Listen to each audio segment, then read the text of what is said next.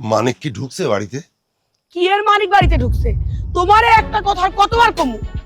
কি? মানিক রে যে বাড়ি থেকে বাইর করতে কইতাছে এই কথা তো তোমার কানেই যায় না।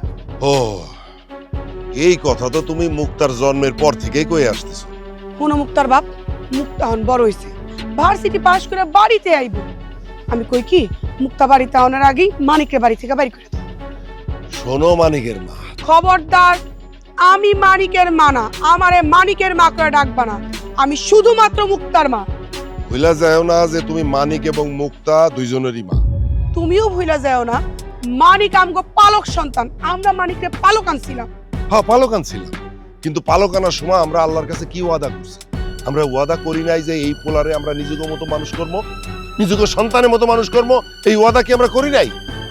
তখন আমগো নিজের সন্তান ছিল না, তাই কইছিলাম।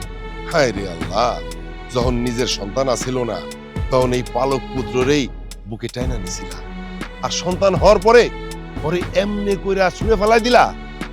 দেখো, উপরে কিন্তু একজন আছেন, তিনি সব দেখতেছেন, এইটা কিন্তু মনে রাখো জাহানারা।